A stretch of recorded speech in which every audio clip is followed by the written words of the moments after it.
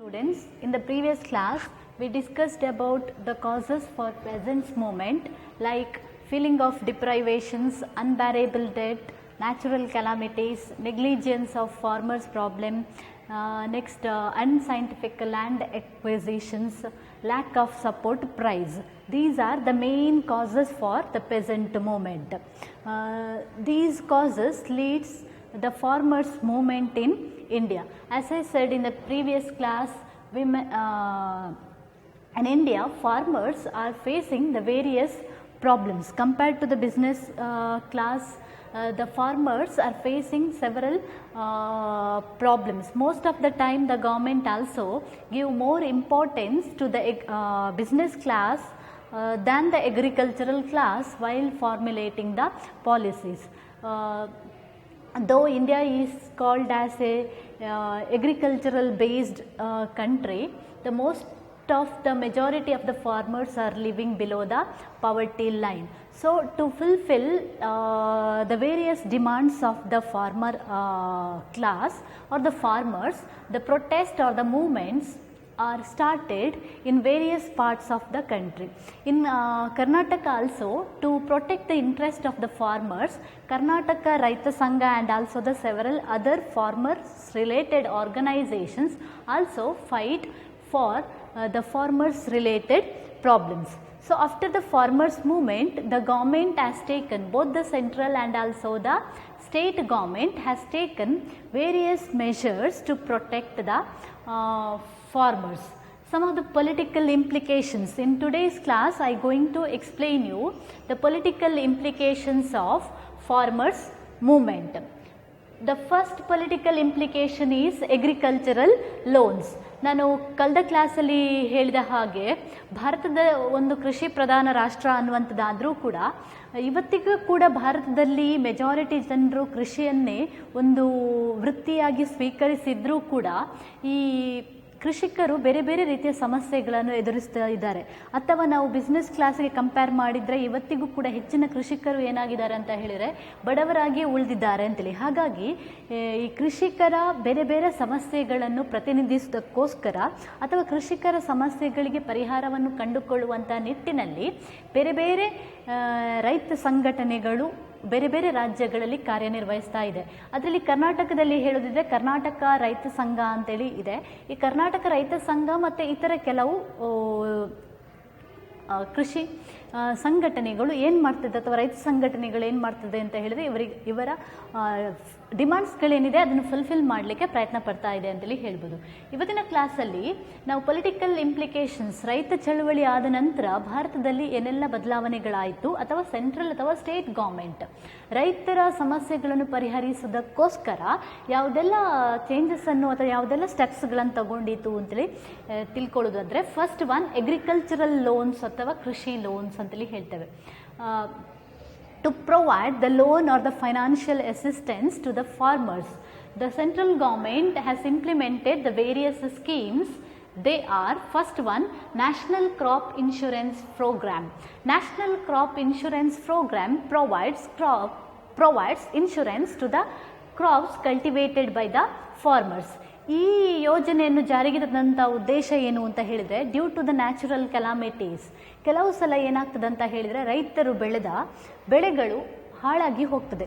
ಅದು ಜೋರು ಮಳೆ ಬಂದಾಗಿರ್ಬೋದು ಅಥವಾ ಪ್ರವಾಹ ಬಂದಾಗಿರ್ಬೋದು, ಬರಗಾಲ ಬಂದಾಗಿರ್ಬೋದು. ಅಂತೆಲ್ಲ ಸಂದರ್ಭದಲ್ಲಿ ಈ ಕ್ರಾಪ್ ಇನ್ಶೂರೆನ್ಸ್ ಪ್ರೋಗ್ರಾಮ್ ಏನು ಕೊಡ್ತದೆ ಅಂತ ಹೇಳಿದರೆ, ಅವರು ಬೆಳೆದಂಥ ಬೆಳೆಗಳಿಗೆ ಅದು ಒಂದು ವೇಳೆ ಹಾಳಾದರೂ ಕೂಡ ಪ್ರಾಕೃತಿಕ ವಿಕೋಪದಿಂದ ಅಂಥ ಸಂದರ್ಭದಲ್ಲಿ ಇದು ಅವರಿಗೆ ಏನು ಕೊಡ್ತದೆ ಅಂತ ಹೇಳಿದರೆ ಇನ್ಶೂರೆನ್ಸ್, ಅವರ ಕ್ರಾಪಿಗೆ ಬೆಳೆಗಳಿಗೆ ಇನ್ಶೂರೆನ್ಸ್ ಕೊಡುವಂಥ ಕೆಲಸವನ್ನು ಮಾಡ್ತದೆ. ಅದಕ್ಕೋಸ್ಕರ next second one, national agricultural insurance scheme. This scheme also more or less related to the first one. ಇದು ಕೂಡ ಹಾಗೆ ಅಗ್ರಿಕಲ್ಚರಲ್ ಇನ್ಶೂರೆನ್ಸ್ ಸ್ಕೀಮ್, ಕೃಷಿಗೆ ಸಂಬಂಧಪಟ್ಟ ಹಾಗೆ ಇರುವಂತಹ ಇನ್ಶೂರೆನ್ಸ್. ಅವರು ಬೆಳೆಯುವಂಥ ಬೇರೆ ಬೇರೆ ಬೆಳೆಗಳಿಗೆ ಇವತ್ತು ಇನ್ಶೂರೆನ್ಸನ್ನು ಪ್ರೊವೈಡ್ ಮಾಡಲಾಗ್ತದೆ. ಈ insurance also help the farmers to solve their problem and also to reduce the farmers' suicides. Next, third one, weather based crop insurance scheme. Weather based crop insurance scheme ಅಂತ ಹೇಳಿದರೆ ನಮ್ಮಲ್ಲಿ ವೆದರ್ ಬೇಸ್ಡ್ಗೆ ಹವಾಮಾನಕ್ಕೆ ತಕ್ಕ ಹಾಗೆ ಬೆಳೆಗಳನ್ನು ಬೆಳೆಯಲಾಗ್ತದೆ. ಹಾಗಾಗಿ ಯಾವ್ಯಾವ ಹವಾಮಾನಗಳಿಗೆ ಯಾವ್ಯಾವ ಬೆಳೆಗಳನ್ನು ಬೆಳಿಬೇಕು ಅನ್ನೋದಕ್ಕೆ ಸಂಬಂಧಪಟ್ಟ ಹಾಗೆ ಕೂಡ ನಮ್ಮಲ್ಲಿ ಬೇರೆ ಬೇರೆ ಟ್ರೈನಿಂಗ್ ಅಥವಾ farmers licence centres educate the farmers regarding this matter. ಹಾಗಾಗಿ ಅಂತಹ ವೆದರ್ ಬೇಸ್ಡ್ ಅಥವಾ ಹವಾಮಾನಕ್ಕೆ ಸಂಬಂಧಪಟ್ಟ ಹಾಗೆ ರೈತರು ಬೆಳೆದಾಗ ಅದಕ್ಕೆ ಆ ಕ್ರಾಪ್ಗಳಿಗೆ ಕೂಡ ಇನ್ಶೂರೆನ್ಸ್ ಕೊಡುವಂಥ ವ್ಯವಸ್ಥೆ. Fourth one, primary land development bank. This is one of the main bank which mainly related to the farmers. Primary Land Development Bank or the LDB bank anta kuda heltare, Land Development Bank. So this bank also, Primary Land Development Act bank also established to provide the loan and also the other facilities or assistance to the farmers. So this is the first implications or the agricultural law. Second political implication is National Agriculture Scheme. National Agricultural Scheme, ರಾಷ್ಟ್ರೀಯ ಕೃಷಿ ಯೋಜನೆ ಅಂತೇಳಿ. After the independence, the National Agricultural Policy was implemented in India to prepare the policy relating to the agriculture. Every 5 years, the central government prepare or formulate the policies relating to the agriculture. And at the same way, the state government also has the power to formulate the policies relating to the agriculture. ಈಗ ಭಾರತದಲ್ಲಿ ಸ್ವಾತಂತ್ರ್ಯ ಬಂದ ನಂತರ ಕೃಷಿಗೆ ಸಂಬಂಧಪಟ್ಟ ಹಾಗೆ ಕೃಷಿ ನೀತಿಯನ್ನು ಜಾರಿಗೆ ತರಲಾಯಿತು. ಅಷ್ಟು ಮಾತ್ರ ಅಲ್ಲದೆ ಆಫ್ಟರ್ 1990s ಹೆಚ್ಚಿನ ಸ್ಟೇಟ್ಸ್ಗಳು ಅದರದೇ ಆದಂಥ ಕೃಷಿ ನೀತಿಗಳನ್ನು ಕೂಡ ಅನುಷ್ಠಾನಕ್ಕೆ ತರಲಿಕ್ಕೆ ಸ್ಟಾರ್ಟ್ ಮಾಡಿದ್ವು. ಅದರಲ್ಲಿ ಈಗ ಕರ್ನಾಟಕದಲ್ಲಿ ಹೇಳೋದಿದ್ರೆ 1990s ನಂತರ Karnataka adapted its own agricultural policy mainly to increase the GDP, gross domestic product, etc. ಈ ನ್ಯಾಷನಲ್ ಅಗ್ರಿಕಲ್ಚರಲ್ ಸ್ಕೀಮ್ ಅನ್ನುವಂಥದ್ದು ಕೂಡ ಏನು ಮಾಡ್ತದೆ ಅಂತ ಹೇಳಿದರೆ, ಈ ನ್ಯಾಷನಲ್ ಅಗ್ರಿಕಲ್ಚರಲ್ ಸ್ಕೀಮ್ ಇನ್ನೊಂದು ರೀತಿಯಾದಂಥ ಯೋಜನೆ. ಈ national agricultural scheme was implemented mainly to determine the agricultural policies of the state and also to provide other assistance to the states which required relating to the agriculture ಅಂತೇಳಿ. ಈ national agricultural scheme ಏನಿದೆ, ಇದು national agricultural policy ಅಲ್ಲದೆ ಇನ್ನೊಂದು ರೀತಿಯಾಗಿರುವಂಥ scheme ಇದು. ಈ scheme ಏನು ಮಾಡ್ತದೆ ಅಂತ ಹೇಳಿದರೆ, ಬೇರೆ ಬೇರೆ ರಾಜ್ಯಗಳ ಕೃಷಿ ನೀತಿಯನ್ನು ಪರಿಶೀಲಿಸುವುದರ ಜೊತೆಗೆ ಬೇರೆ ಬೇರೆ ರಾಜ್ಯಗಳಿಗೆ ಕೃಷಿಗೆ ಸಂಬಂಧಪಟ್ಟ ಹಾಗೆ ಏನೆಲ್ಲ ಅಗತ್ಯತೆಗಳಿದೆ ಆ ಅಗತ್ಯತೆಗಳನ್ನು ಪೂರೈಸುವುದಕ್ಕೋಸ್ಕರ ಅಥವಾ ಅದನ್ನು ಪ್ರೊವೈಡ್ ಮಾಡೋದಕ್ಕೋಸ್ಕರ ಈ ನ್ಯಾಷನಲ್ ಅಗ್ರಿಕಲ್ಚರಲ್ ಸ್ಕೀಮ್ ಅನ್ನುವಂಥದ್ದನ್ನು ಜಾರಿಗೆ ತರಲಾಯಿತು ಅಂತೇಳಿ ಹೇಳ್ಬೋದು. ಒಟ್ಟಾರೆಯಾಗಿ national agricultural policy or national agricultural scheme, both the schemes are implemented mainly for the purpose of the agriculture. The national agriculture, several agricultural policies was implemented in India since the independence. ಇವತ್ತಿನ ತನಕ ಭಾರತದಲ್ಲಿ ಕೃಷಿಗೆ ಸಂಬಂಧಪಟ್ಟ ಹಾಗೆ ಕೃಷಿ ಕ್ಷೇತ್ರದಲ್ಲಿ ಬದಲಾವಣೆಗಳನ್ನು ತರಬೇಕು ಅಂತ ಹೇಳುವ ಕಾರಣಕ್ಕೋಸ್ಕರ ಅನೇಕ ಯೋಜನೆಗಳು ಅನ್ನುವಂಥದ್ದು ಜಾರಿಗೆ ತರಲಾಗಿದೆ. ಎಲ್ಲ ಯೋಜನೆಗಳು help the farmers to improve the productions ಆಗಿರ್ಬೋದು ಅಥವಾ to improve or to change or improve their standard of living ಅಂತೇಳಿ. Next third one, waiving of debt. In the previous class while explaining the causes of the farmers movement or the peasant movement, one of the main reason for the peasant movement ಏನು ಹೇಳಿದ್ದೆ ಅಂತ ಹೇಳಿದರೆ, unbearable debt. Because of the unbearable debt, the peasant movement, the peasant organization started agitations against the government to waive the debts ಅಂತೇಳಿ. Waving of debt ಅಂತ ಹೇಳಿದರೆ ಸಾಲ ಮನ್ನಾ ಅಂತೇಳಿ. ಸಾಲ ಮನ್ನಾ ಮಾಡಿದ್ದು ಬೇರೆ ಬೇರೆ ಸೆಂಟ್ರಲ್ ಗೌರ್ಮೆಂಟ್ ಆಗಿರ್ಬೋದು ಅಥವಾ ರಾಜ್ಯದಲ್ಲಿರುವಂಥ ಬೇರೆ ಬೇರೆ ರಾಜ್ಯ ಸರ್ಕಾರಗಳು ರೈತರ ಸಮಸ್ಯೆಗಳನ್ನು ಪರಿಹರಿಸುವುದಕ್ಕೋಸ್ಕರ ಸಾಲ ಮನ್ನಾ ಮಾಡುವಂಥ ಯೋಜನೆಗಳನ್ನು ಕೂಡ ಜಾರಿಗೆ ತಂದಿತ್ತು. ವೇವಿಂಗ್ ಆಫ್ ಡೆಪ್ಟ್ one of the main demand of the farmers organisation, because most every year the farmers ಯಾಕೆ ಸುಸೈಡ್ ಮಾಡ್ತಾರೆ ಅಂತ ಹೇಳಿದರೆ, one of the main reason is because of the unbearable debt. To cultivate their land. Most of the farmers ಏನು ಮಾಡ್ತಾರೆ ಅಂತ ಹೇಳಿದರೆ, they borrow the loan from the financial institution, private financial institutions or the private bank. These private bank gives the loan to the poor farmers with high rate of interest ಅಂತೇಳಿ. ಯಾವಾಗ ಅದು ಜಾಸ್ತಿ ಬಡ್ಡಿ ಹಾಕಿ ರೈತರಿಗೆ ಸಾಲವನ್ನು ಕೊಡ್ತದೆ, ಹೆಚ್ಚಿನ ರೈತರು ಆ ಸಾಲವನ್ನು ರೀಪೇ ಮಾಡುವಂಥ ಪೊಸಿಷನ್ಸ್ ಅನ್ನುವಂಥದ್ದು ಇರುವುದಿಲ್ಲ. ಯಾಕಂತಂದರೆ ಯಾವಾಗ farmers fail to get the yield according to their expectation, ಆಗ ಏನಾಗ್ತದೆ ಅಂತ ಹೇಳಿದರೆ ಅವರಿಗೆ ಆ ಸಾಲವನ್ನು ರೀಪೇ ಮಾಡಲಿಕ್ಕೂ ಆಗುವುದಿಲ್ಲ. ಅಂಥ ಸಂದರ್ಭದಲ್ಲಿ most of the farmers committed the suicide ಅಂತೇಳಿ. But this policy of the government, most of the time this policy of the government help to protect the right to life of the farmers. That is why the waiving of debt, it is one of the main and also the very important measures taken by the central or the state government. So this policy of the government also help to prevent the farmers suicide ಅಂತೇಳಿ. ಹಾಗಾಗಿ ಈ waving of debt ಅನ್ನುವಂಥದ್ದನ್ನು central government ಕೂಡ ಕೆಲವು ಸಂದರ್ಭಗಳಲ್ಲಿ ಮಾಡಿದೆ. ಹಾಗೆ ರಾಜ್ಯ ಸರ್ಕಾರಗಳು ಕೂಡ ಆವಾಗ ಈ ಸಾಲ ಮನ್ನಾ ಮಾಡುವಂತಹ ಯೋಜನೆಗಳನ್ನು ಜಾರಿಗೆ ತಂದಿದೆ. ಇದು also because of the agitations of the farmers organisations, the government ಅನ್ನುವಂಥದ್ದು ಇದನ್ನು ಇಂಪ್ಲಿಮೆಂಟ್ ಮಾಡಿದೆ. Next fourth one, establishment of peasant license centre. Establishment of peasant license center. The main purpose of establishing the peasant license center is to educate the farmers relating to the agriculture related matters.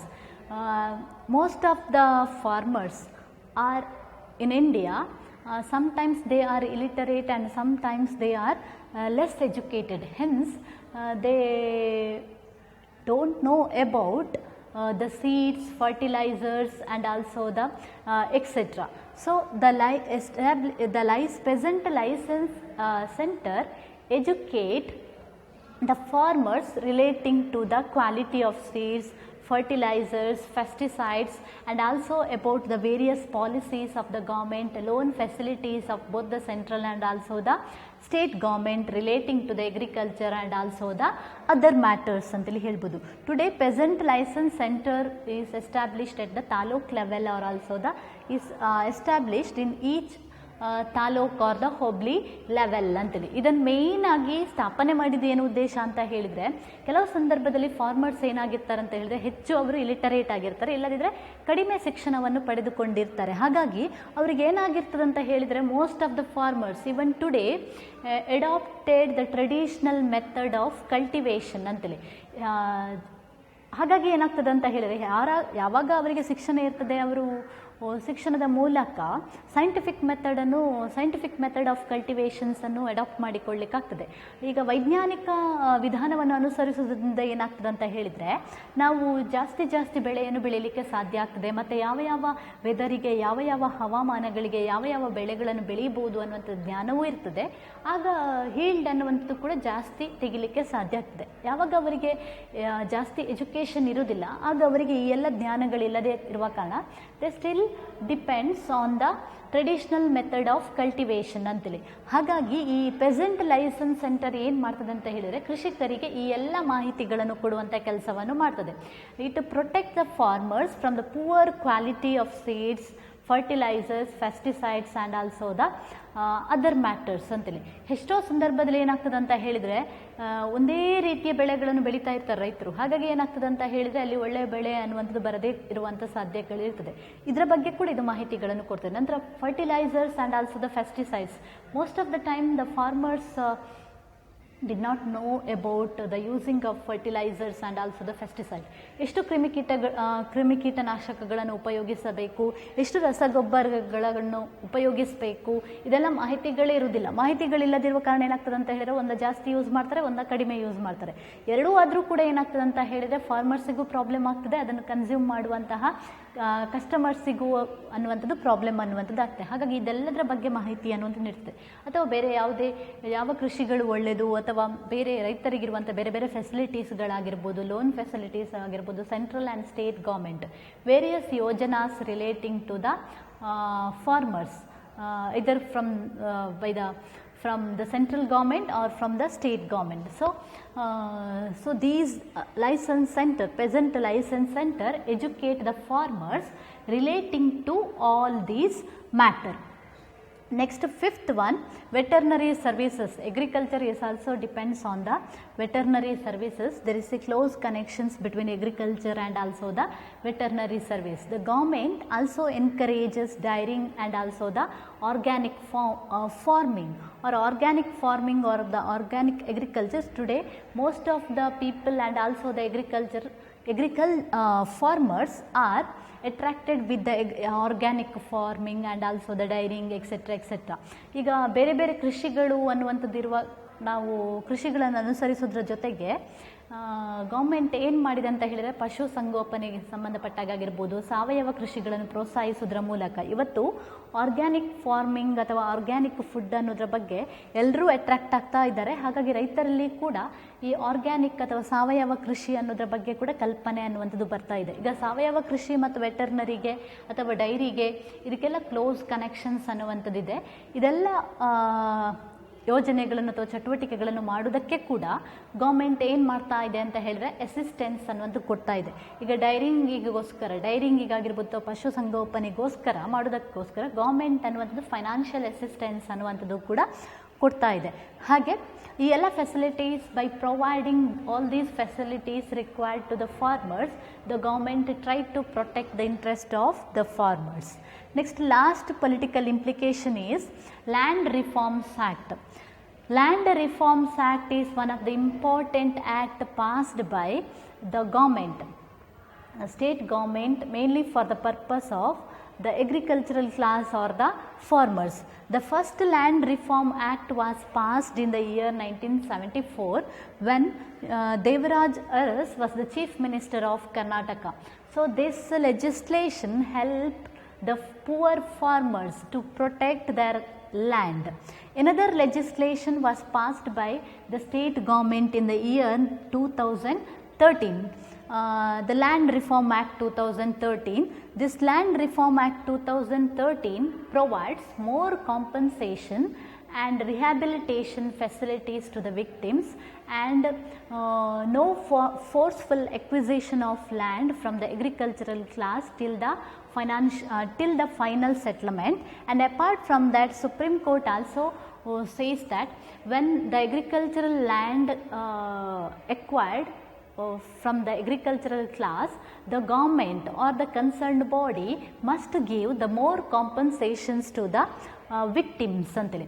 ಈಗ ನಾವು land reform ಆ್ಯಕ್ಟಿನ ಬಗ್ಗೆ ಹೇಳೋದಿದ್ರೆ, land reform act central government ಕೂಡ ಈ ಯೋಜನೆಯನ್ನು ಜಾರಿಗೆ ತಂದಿತ್ತು. ಹಾಗೆ ಕರ್ನಾಟಕದಲ್ಲಿ ಲ್ಯಾಂಡ್ ರಿಫಾರ್ಮ್ ಅಥವಾ ಭೂ ಸುಧಾರಣಾ ಕಾಯ್ದೆ 1974ರಲ್ಲಿ ಜಾರಿಗೆ ತರಲಾಯಿತು. ಆ ಟೈಮಲ್ಲಿ ಕರ್ನಾಟಕದಲ್ಲಿ ದೇವರಾಜ್ ಅರಸ್ ಚೀಫ್ ಮಿನಿಸ್ಟರ್ ಆಗಿದ್ದರು. ಈ ಲ್ಯಾಂಡ್ ರಿಫಾರ್ಮ್ಸ್ ಆ್ಯಕ್ಟ್ ಅನ್ನುವಂಥದ್ದು ಒಂದು ಇಂಪಾರ್ಟೆಂಟ್ ಆದಂಥ ಲೆಜಿಸ್ಲೇಷನ್, ಕೃಷಿಕರಿಗೆ ಸಂಬಂಧಪಟ್ಟ ಹಾಗೆ ಹೇಳೋದಿದ್ರೆ ಒಂದು ಇಂಪಾರ್ಟೆಂಟ್ ಲೆಜಿಸ್ಲೇಷನ್ ಅಂತ ಕನ್ಸಿಡರ್ ಮಾಡಲಾಗ್ತದೆ. ಯಾಕೆ ಅಂತಂದರೆ ಎಷ್ಟೋ ಪುವರ್ ಫಾರ್ಮರ್ಸ್ಗೆ ಲ್ಯಾಂಡ್ ರಿಫಾರ್ಮ್ಸ್ ಆ್ಯಕ್ಟ್ ಏನು ಮಾಡಿತು ಅಂತ ಹೇಳಿದ್ರೆ ಹೊಸ ಜೀವನ ಅನ್ನುವಂಥದ್ದನ್ನೇ ಕೊಟ್ಟಿತ್ತು. ಈ ಕರ್ನಾಟಕದಲ್ಲಿ ಈ 1974ರಲ್ಲಿದ್ದಂಥ ಈ ಲೆಜಿಸ್ಲೇಷನನ್ನು ಇನ್ನೊಂದು ಸಲ ಅಮೆಂಡ್ ಮಾಡಲಾಯಿತು in the 2013. The 2013 land reforms act ಏನು ಹೇಳ್ತದಂತ ಹೇಳಿದ್ರೆ, more compensations to the victims. When the government acquire the land, especially agricultural land from the farmers, then the government provide more compensation plus rehabilitation facilities to the farmers class ಅಂತೇಳಿ.